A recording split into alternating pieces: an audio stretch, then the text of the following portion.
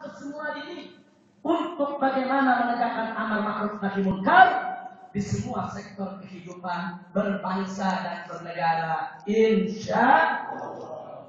Tapi memang di FPI ada aturan. Kalau kadernya sudah menjadi seorang pejabat, maka kita lepas sudah. Supaya dia fokus untuk memimpin rakyat. Anda lihat siapa itu Abraham KPK? Tanyakan kepada saudara-saudara kita yang ada di Makassar, Sulawesi Selatan. Beliau aktif di ICW di sana dan beliau salah satu yaitu kuasa hukum yang dengan setia menemani laskar-laskar FPI dari tahun 2001-2002. Kalian lihat siapa itu? Muhammad Al-Hamid yang jadi ketua Bawaslu saat ini, seorang wakil ketua FPI di Sulawesi Selatan. Kalau Fit Propertes ditanya, Anda ini berdasarkan catatan seorang wakil ketua FPI. Ini nggak salah, Anda menjadi pimpinan daripada Bawaslu. Apa dia jawab? Betul. Saya wakil ketua FPI di Sulawesi Selatan. Apa dosa saya? Apa kesalahan itu? Nah kemudian yang menanyakan itu mengatakan tidak, ini kan FPI kan organisasi, ormas yang dikenal anarkis dan lain sebagainya. Nanti kalau Anda jadi pejabat, bagaimana itu ormas? Oh, nggak usah khawatir. Di FPI ada aturan, begitu saya jadi pejabat, saya akan dikeluarkan dari FPI. Dan akhirnya beliau terpilih. Jadi sudah sengaja kader-kader kita semua di mana tempat. Kita masuk ke semua ini, ambil alih di negara. Ini negara tidak boleh dibiarkan dipegang oleh bajingan-bajingan yang rusak. Tidak boleh dibiarkan di tangan koruptor-koruptor yang menggeragoti daripada kekayaan negara. Tidak boleh jatuh ke tangan orang-orang yang khianat yang bisa membuat rakyat makin melarat. Oleh itu saya mau tanya semua, siap bersaudara? Ya. Siap bersatu? Ya. Siap berjuang? Ya. Takbir. Yang kedua, yang ingin saya ingatkan, saya bangga. Hari ini Kiai Haji Ahmad Sobri Lubis mengingatkan tentang kepedulian kepada kita semua. Baik kepedulian lokal, nasional, maupun kepedulian internasional. Maka itu pada kesempatan ini saya selaku Imam Besar Front Pembela Islam menyerukan, menginstruksikan kepada seluruh posko-posko FPI baik yang ada di Jakarta maupun ada di daerah-daerah lain yang terkena bencana, apakah itu banjir, longsor atau apa saja, segera buka posko kemanusiaan. Segera buka posko kemanusiaan, buka dapur umum, buka NCK, kemudian siapkan genset di mana ada bencana sering padam lampu, sering kesulitan air, siapkan mesin air untuk bisa disedot air bersih untuk diberikan kepada masyarakat. Buka klinik-klinik pengobatan gratis, kumpulkan dana dari pihak mana saja saudara yang halal dan thayyiban. Wajib kita peduli kepada saudara-saudara kita yang sedang kesusahan. Kita tidak butuh publikasi, kita tidak butuh televisi, kita tidak butuh konferensi pers, saudara. Yang penting kerjakan dengan ikhlas, bantu orang susah. Insya Allah, Allah akan memudahkan segala urusan kita. Siap bentuk posko kemanusiaan? Karena itu kepada Habib saya berikan apresiasi penghargaan. Sejak kemarin beliau sudah mendirikan posko-posko kemanusiaan untuk membantu korban banjir di seluruh pelosok Jakarta. Jadi kita tidak butuh masuk TV, nggak masuk TV itu bukan tujuan kita. Kita mencari ridho Allah. Kita mencari ridho Allah. Jangan biarkan saudara kita kesusahan. Nah maka itu mulai malam hari ini, bubar dari tempat ini semua posko FPI dimanapun Anda berada. Begitu Anda mendapatkan bencana di wilayah Anda, wajib untuk membuka posko kemanusiaan. Bantu apa yang bisa kita bantu. Siap peduli? Siap peduli? Takbir. Dan bantuan banjir bukan hanya malam hari ini kita kumpulkan. Nah, kita minta semua dai-dai FPI di mimbar-mimbar ceramah mereka di bulan Maulid ini kumpulkan bantuan untuk korban banjir, untuk bencana yang ada di Syria, di Palestina, di Rohingya, Myanmar, kumpulkan. Dan alhamdulillah hasil mengumpulkan di mimbar-mimbar saudara, itu untuk Rohingya kita dapatkan $20.000, 200 juta lebih. hasil ngumpulin recehan, uang receh masyarakat, kita dapat duit untuk Palestina, saudara, juga sama, $20.000, lebih dari 200 juta. Belum lagi uang recehan yang pernah kita kumpulkan untuk membangun rumah sakit Indonesia di Gaza bersama tim Mercy, saudara. Itu kumpul tidak kurang dari 20 miliar. Bukan lagi 200 juta, saudara. 100 sen pun pemerintah Indonesia tidak membantu membangun rumah sakit Indonesia yang ada di Gaza.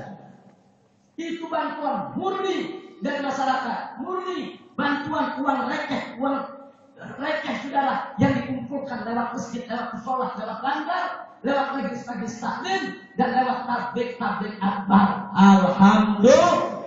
Kalau begitu saya bertanya, jadi kalau kita bersatu sebetulnya mengumpulkan bantuan bisa tidak? Membantu umat Islam bisa? Dalam maupun luar negeri, semua bisa kita bantu dengan kebersamaan. Insya Allah. Yang ketiga, yang ingin saya sampaikan, saudara, keprihatinan ini yang terakhir. Perjuangan Front Pembela Islam melawan minuman keras berlangsung sejak FPI berdiri. Tanggal 17 Agustus tahun 1998 begitu FPI dideklarasikan, setiap hari di mana-mana daerah kita selalu melakukan perlawanan terhadap minuman keras. Sampai hari ini, bahkan di wilayah Sukabumi setiap malam Ahad, di Bandung setiap malam Jumat, razia minuman keras dilakukan oleh laskar FPI. Puluhan truk, ratusan ribu botol-botol minuman keras berhasil disita dan dimusnahkan, saudara.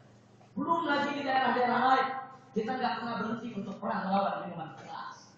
Dan upaya kita bukan hanya upaya di lapangan, tapi juga kita berupaya di DPR, kita berupaya di Mabes Polri, kita berupaya di Mahkamah Agung. Bagaimana supaya kita bisa memenangkan pertempuran tersebut?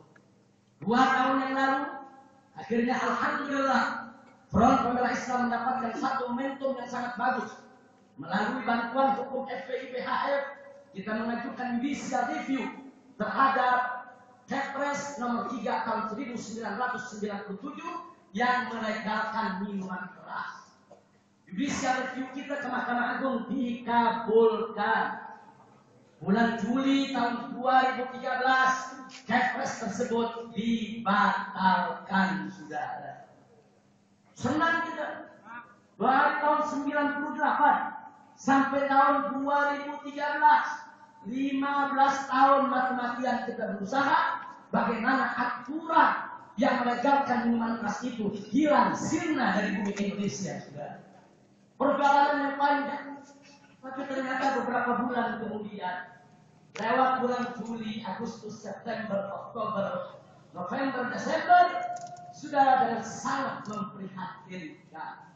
Bapak Presiden Republik Indonesia yaitu Bapak SBY mengeluarkan Perpres nomor 74 tahun 2013 yang isinya sama persis dengan Kepres nomor 3 tahun 97 yang justru sudah dibatalkan oleh Mahkamah Agung.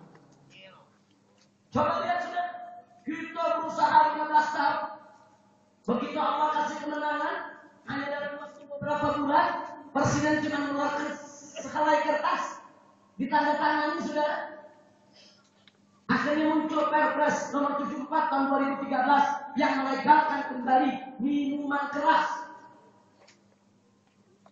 Dan lebih prihatinnya, saudara, kami dari FPI diundang oleh DPR RI. DPR RI sudah membuat draft rancangan undang-undang anti minor, anti minuman beralkohol. Kita pelajari bersama. Begitu kita pelajari di DPP FPI, ternyata isinya juga sama persis dengan Kepres nomor 3 tahun 97. Jadi saya tidak paham, sudah. Ini Presiden dengan DPR RI bodoh atau pura-pura bodoh.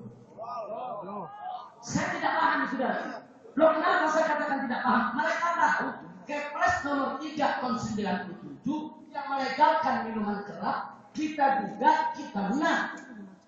Tahu-tahu dikeluarkan lagi aturan yang persis yang sudah dibatalkan oleh Mahkamah Agung. Berarti Presiden tidak menghargai putusan Mahkamah Agung. Berarti DPR tidak menghargai putusan Mahkamah Agung. Kita rakyat disuruh patuh hukum. Kita rakyat disuruh tunduk kepada hukum. Kita rakyat diminta untuk taat kepada hukum.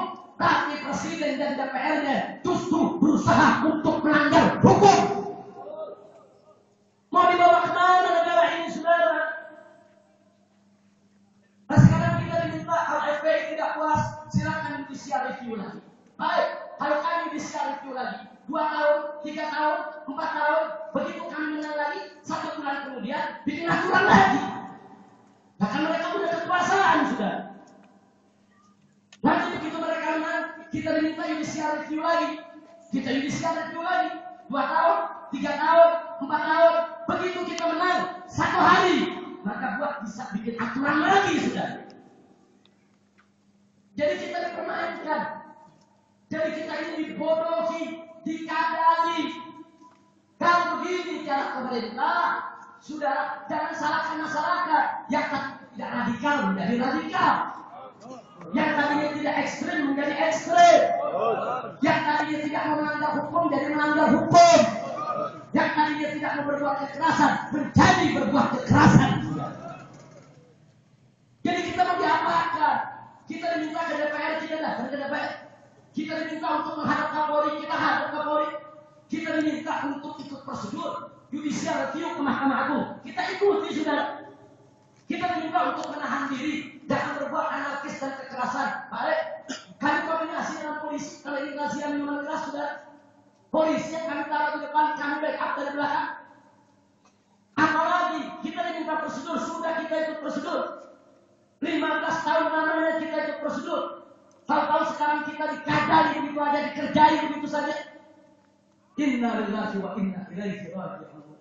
Nah, ini yang kadang-kadang orang jadi berpikir ekstrim. Daripada menuntut lagi 4 tahun lagi, begitu menang dibikin aturan lagi. Begitu tuntut lagi 4 tahun, kita dikadali di sisa aturan. Akhirnya mau pikir kalau begitu mendingan bakar lagi pabrik minuman keras. Kalau begitu dengan serbu aja hancurin semua itu tempat-tempat jual minuman keras. Betul? Kenapa kita menjadi berpikir radikal? Kenapa jadi ekstrem? Karena memang pemerintah dan DPR yang mengajarkan kita untuk ekstrem.